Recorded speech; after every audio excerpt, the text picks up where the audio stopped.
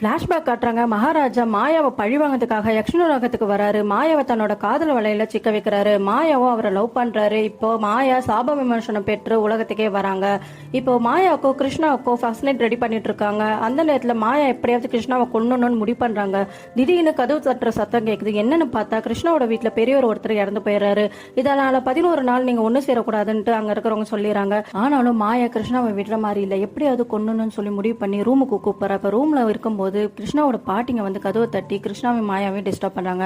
இதுல கடுப்பான மாயா பாட்டிக்கு மசாஜ் பண்ணி விடுறேன்னு சொல்லி அவங்க முதுகுல கீறி விட்டுறாரு. மறுபடியும் மாயா நைட்டு கிருஷ்ணாவை தனியா கூப்பிடுறாங்க. இந்த நேரத்துல கிருஷ்ணாவோட ஃபேமிலி எல்லாரும் சுத்தி உட்காந்துக்கிட்டு மாயாவையும் கிருஷ்ணாவையும் டிஸ்டர்ப் பண்றாங்க. இப்போ இறந்து போன தாத்தாவுக்கு இன்சூரன்ஸ் வந்திருக்கு. அந்த ஆபீஸ்ல இருந்து வந்திருக்காங்க. யாருன்னு பார்த்தா அந்த LIC ஆபீசரா 100வது ஆளா மாயா கூட டேட்டிங் பண்ண ஆளுதான்.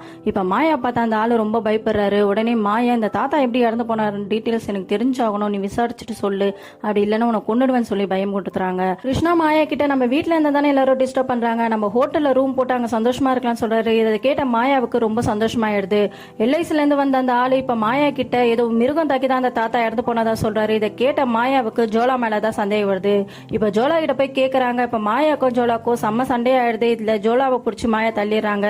ஹோட்டலுக்கு வர சொன்ன மாயாவை இன்னும் காணமேன்னு சொல்லிட்டு கிருஷ்ணா தேடி வராரு. அந்த இடத்துல மாயாவை யக்ஷினி ரூபத்துல பார்த்துட்டு இவ்வளவு நாள் நம்ம ஒரு பேய் கூட தான் நம்ம வாழ்ந்துட்டு இருக்கோமான்னு சொல்லி ஷாக் ஆகி நிக்கிறாரு.